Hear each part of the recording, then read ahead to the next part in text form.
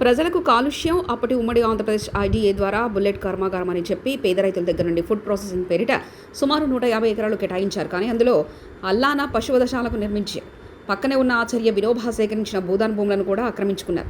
ఈ పరిశ్రమ పర్యవేక్షణ పశువర్ధక శాఖ, కాలుష్య నియంత్రణ మండలి మరియు ఏపీఈడీఏలు పర్యవేక్షించాలి. కానీ ఎక్కడ కూడా సరైన పర్యవేక్షణ జరగడం లేదు. గతంలో ఈ పశువధశాలలో రోజుకు 3000 వరకు పశువులను వధించేవారు. ఇప్పుడు రోజుకు 1000 వరకు వధిస్తున్నారు. దీనివల్ల చుట్టుపక్కల ప్రాంతాల్లో పశువుల సంఖ్య భారీగా తగ్గిపోయింది. ల్యాండ్ అక్వైర్ చేసింది. అక్వైర్ చేసిన తర్వాత ఏంటంటే ఫుడ్ ప్రాసెసింగ్ యూనిట్ అని చెప్పేసి అలానకు అప్పచెప్పింది. కానీ ఏంటంటే అలానే దాంట్లో ఫుడ్ ప్రాసెసింగ్ యూనిట్ అని చెప్పిందంటే ఒక పెద్ద స్లాటర్ హౌసే తయారు చేసి పెట్టింది. అయితే దాంట్లో తీసుకుంటే ఏంటంటే ఇప్పటి వరకు తీసుకుంటే ఏంటంటే రోజుకు 3000 అనిమల్స్ ఏంటంటే అక్కడ స్లాటర్ చేస్తుంది. ఆ తర్వాత ఇప్పుడు చూసుకుంటే ఏంటంటే అది జైరాబాద్ నియోజకవర్గంలో చుట్టుపక్కల ప్రాంతాలంతా కూడా ఏంటంటే ఈ అనిమల్సే తగ్గిపోయిన తర్వాత ఇప్పుడు ఏంటంటే సుమారు ఏంటంటే 1000 వరకు ఏంటంటే రోజు కట్ చేస్తున్నది తెలిసింది. ఆ తర్వాత కట్ చేసినప్పుడు దీంతో ఒకసారి పర్మిషన్ గురించి తీసుకున్నాం.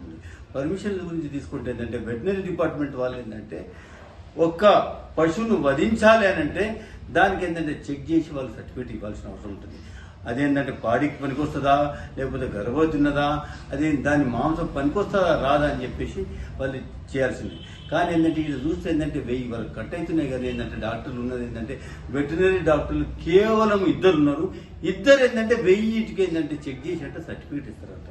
నేను ఎట్లా నమ్మాల్సిన అవసరం ఒకసారి ఉన్నది. అంటే దీన్ని బట్టి క్లియర్గా అర్థమవుతుంది ఏంటంటే వాళ్ళు ఏంటంటే అలానాకు ఇచ్చే లంచాలకి ఏంటంటే అమ్ముడు పోయి ఏంటంటే కేవలం సర్టిఫికెట్ల మీద సంతకాలు పెట్టి ఇస్తున్నట్లు కనబడింది. ఆ తర్వాత ఇంకోటి తీసుకుందామండి. ఆ తర్వాత దీన్ని అలాన వల్ల ఏంటంటే చాలా వ్యర్థాలు వస్తాయి. ఆ వ్యర్థాలను సరైన రీతిలో డిస్పోజ్ చేయాల్సిన బాధ్యత వెటనరీ డిపార్ట్మెంట్ ఉంది. కానీ ఏంటంటే వాళ్ళు అది మర్చిపోయారు. ఆ వేస్టులన్నీ ఆ తర్వాత అక్కడ ఉన్న వ్యర్థ జలాలు అన్ని కలిపి ఏంటంటే వాళ్ళు వర్షం పడ్డప్పుడు ఏంటంటే అలానా ఫ్యాక్టరీ ఏంటంటే బయటికి ఇడుస్తున్నది. ఆ బయటికి ఇడిస్తే ఏంటంటే చుట్టుపక్కల ఉన్న పంట పొలాలకు పోయి ఏంటంటే పంటలన్నీ ఖరాబ్ అయినాయి. ఆ తర్వాత పక్కనున్న నారింజ ప్రాజెక్టులో పోయి ఏంటంటే అందులో ఉన్న నీటి మొత్తం కలుషితమై అందులో ఉన్న జలప్రాణులు అదే చేపలు ఏంటంటే చనిపోయిందంటే గబ్బు వాసన లేస్తుంది. ఆ తర్వాత ఇంకోటి ఏంటంటే ఆ ఫ్యాక్టరీ నుంచి వెదజల్లుతుంది ఏంటంటే వాయు కాలుష్యం బాగా వెదజల్లుతుంది. చుట్టుపక్కల గ్రామ ప్రజలు ఏంటంటే ఉండలేనంత గబ్బు వాసన వస్తున్నది. ఆ వాసన కూడా అరికట్టాల్సిన బాధ్యత ఎవరి మీద? పొల్యూషన్ కంట్రోల్ బోర్డు ఉంటుంది. పొల్యూషన్ కంట్రోల్ బోర్డు ఇప్పటి వరకు కూడా ఏంటంటే ఈడ కూడా సరైన లేదు.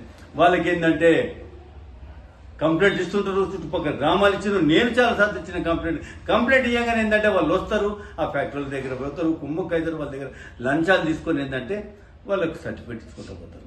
ఆ తర్వాత ఇంకోటి చూసుకోదామండి.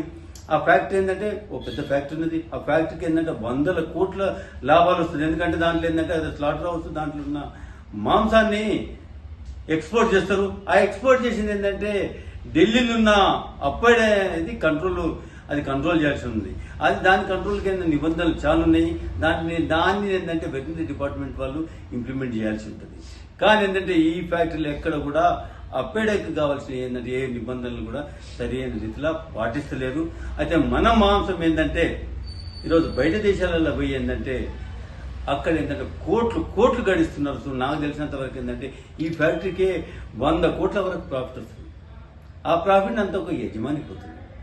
ఇది ప్రాఫిట్ లెక్కది ఒక యజమానికి పోయింది. ఆ ప్రాఫిట్ తర్వాత తీసుకుంటే ఇంకోటి ఏంటంటే ఏ ఏరియాలన్నా ఫ్యాక్టరీ వేసినప్పుడు అక్కడ భూమిని, నీళ్లను, అక్కడ వాయువుని అన్ని వాడుకుంటారు. కాబట్టి లోకల్లో ఉన్న వాళ్ళకి ఏంటంటే 80% ఎంప్లాయ్మెంట్ ఇవ్వాల్సిన అవసరం ఉంది.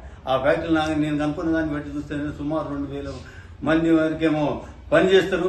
కానీ అందులో ఏంటంటే లోకల్ ఉన్న వాళ్ళు కేవలం ఏంటంటే 200 మందే ఉన్నారు. అది ఒక పాయింట్. ఆ తర్వాత ఇంకో పాయింట్ తీసుకుంటే ఏంటంటే అది 150 ఎకరాలలో విస్తీర్ణంలో ఉన్నది. 150 ఎకరాలకి ఏంటంటే అసెస్మెంట్ చేసి మున్సిపల్ వాళ్ళు ఏంటంటే దాన్ని ట్యాక్స్ తీసుకోవాల్సిన అవసరం ఉంటుంది. కానీ అది కూడా ఏంటంటే ఆ మున్సిపల్ అధికారులు కూడా అలాంతో కుమ్ముక్కైందో వాళ్ళు లంచాలు తీసుకున్న ఏదో మామూలుగా తూతు మంత్రం కింద చేస్తున్నట్టు కనబడుతుంది. ఇది తీసుకున్న తర్వాత ఏంటంటే ఇంకోటి ఏంటంటే ఇప్పుడు ఇంతకుముందు పొల్యూషన్ వాళ్ళు, వెటనరీ డిపార్ట్మెంట్ వాళ్ళు ఆ తర్వాత ఇంకా పక్కన ఏంటంటే నారింజలకు నీళ్లు కలుస్తున్నాయి కాబట్టి అది నారింజ ఏంటంటే ఇరిగేషన్ డిపార్ట్మెంట్ కింద ఉంటుంది. ఇరిగేషన్ డిపార్ట్మెంట్ కింద ఉన్నప్పుడు వాళ్ళు దాన్ని పర్యవేక్షణ చేయాల్సిన బాధ్యత వాళ్ళ మీద ఉన్నది. కానీ వాళ్ళు కూడా ఏంటంటే దాన్ని ఏమి పట్టించుకున్నట్ట ఎక్కడ కూడా కనబడతలేదు. మేము ఎప్పుడైతే కంప్లైంట్ ఇస్తామో ఆ రోజు ఆ కంప్లైంట్ తీసుకొని పోతారు, అలానే దగ్గర పోతారు, వాళ్ళ దగ్గర ఏమో లంచాలు తీసుకుంటారు. లంచాలు తీసుకొని ఏంటంటే కాంగ్రెస్ సర్టిఫికెట్ ఇచ్చుకుంటూ పోతారు. సామాన్య ప్రజలకు ఏంటంటే ఘోరంగా ఉంది. ఇవన్నీ బట్టి చూసినప్పుడు మనకు ఒకసారి మనం అర్థం చేసుకోవాల్సింది, లాభాలేమో ఒక యజమానికి పోతున్నాయి, లోకల్లో ఎంప్లాయ్మెంట్ రాదు. ఆ తర్వాత లోకల్ ఉన్న వాళ్ళకి ఏంటంటే భూములు ఖరాబ్ అవుతాయి, వాయు కాలుష్యం ఉన్నది, జల కాలుష్యం ఉన్నది. ఇలాంటి ఫ్యాక్టరీ మనకెందుకు, మనకు అవసరం లేదని చెప్పేసి ఈ సందర్భంగా డిమాండ్ చేస్తున్నాం. అదే విధంగా ఏంటంటే ప్రభుత్వంకి నిజంగానే చిత్తశుద్ధి ఉంటే ఇలాంటి ఫ్యాక్టరీలు మా